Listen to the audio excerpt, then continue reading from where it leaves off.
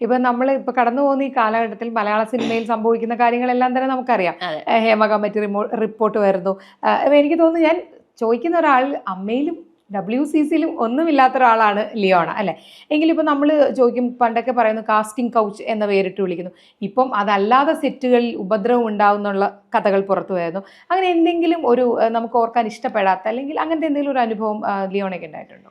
ഹേമ കമ്മിറ്റിയുടെ റിപ്പോർട്ട് പുറത്തു വന്നപ്പോൾ അതിനു മുന്നേ തന്നെ ഇപ്പോൾ നമ്മുടെ 2017 ഉണ്ടായിരുന്ന അൺഫോർച്ചുനേറ്റ് ഇൻസിഡൻറ്റിന് ശേഷം നമ്മൾ ആലോചിക്കുമ്പോൾ എനിക്ക് തോന്നിയിട്ടുള്ള നമ്മൾ സെറ്റുകളിൽ വളരെ നോർമലൈസ് ചെയ്തിട്ടുള്ള കുറച്ച് ബിഹേവിയേഴ്സ് ഉണ്ട്.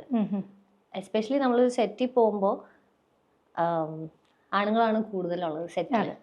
90% ആണുങ്ങൾ, ഒരു 10% ഒന്നും ഉണ്ടാവില്ല, വളരെ ഒരു 4-5 പേര് മാക്സിമം അത്രേ ഉണ്ടാവുള്ളൂ സ്ത്രീകൾ, ബാക്കി എല്ലാവരും ആണുങ്ങളാണ്. അപ്പോൾ അങ്ങനെയുള്ള ഒരു ഗ്രൂപ്പിൻ്റെ ഇടയിൽ നമ്മൾ പോകുമ്പോൾ ഞാനത് പ്രിറ്റൻഡ് ചെയ്തിട്ടുണ്ട് that I M okay with ഇവരുടെ ജോക്സ്. അത് നമുക്കത് അല്ലാതെ വേറൊരു ഓപ്ഷൻ, അവിടെ നമ്മൾ എതിർത്ത് നിന്ന് അവരുടെ അടുത്ത് ഇതിങ്ങനെ പറയാൻ പാടില്ല, ഇങ്ങനെ ദിസ് ഇസ് സെക്ഷൽ ഹരാസ്മെന്റ് അല്ല എന്ന് നമുക്ക് അവരെ എഡ്യൂക്കേറ്റ് ചെയ്യാൻ പറ്റില്ല. അത്രയ്ക്ക് ചെറുതല്ല ഗ്രൂപ്പ്, വലിയ ഗ്രൂപ്പുകളാണ്. അപ്പോൾ എല്ലാവരും അങ്ങനെയാണെന്നല്ല, അല്ലാത്ത വളരെ കംഫർട്ടബിൾ ആയിട്ട് വർക്ക് ചെയ്യാൻ പറ്റുന്ന, വളരെ അധികം സ്ത്രീകളെ ബഹുമാനിക്കുന്ന അങ്ങനത്തെ ആണുങ്ങളും ഉണ്ട്.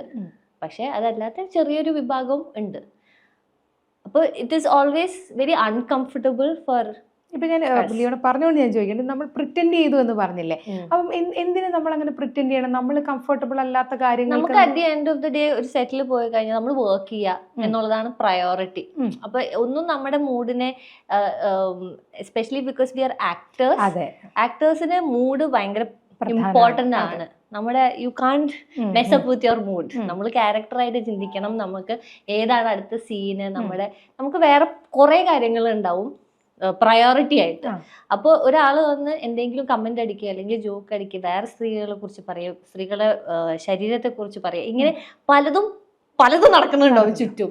ഇതൊന്നും നമ്മൾ ചിലപ്പോ എന്തെങ്കിലും ആവട്ടെ നമുക്ക് പണിയെടുക്കാം എന്ന് പറഞ്ഞിട്ട് നമ്മൾ വിട്ടറിയാം. അതാണ് ഞാൻ പറഞ്ഞു, നോർമലൈസ് ചെയ്തു നമ്മളത്. അത് വളരെ കാഷ്വലായിട്ട് നമ്മൾ സ്ത്രീകൾ തന്നെ അത് വിട്ട് വർക്ക് ചെയ്തിട്ടുണ്ട്. ആൻഡ് അത് ശരിയല്ല.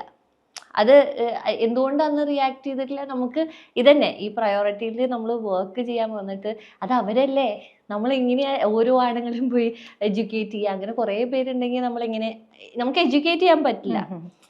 നമ്മുടെ അടുത്തേക്ക് കൂടുതൽ അൺകംഫർട്ടബിൾ ആക്കി കഴിഞ്ഞാൽ നമുക്ക് റിയാക്ട്. അത് നമ്മുടെ ഒരു പേഴ്സണൽ സ്പേസ് ആണ്. പക്ഷെ വർക്ക് സ്പേസ് എന്ന് പറയുമ്പോൾ ഇറ്റ്സ് എവരി വൺ സ്പേസ്. അതെ, നമുക്ക് അതിനകത്ത് കൂടുതൽ ഇതെടുക്കാനുള്ള ഒരു ചാൻസ് കിട്ടുന്നില്ല അവിടെ അല്ലെ.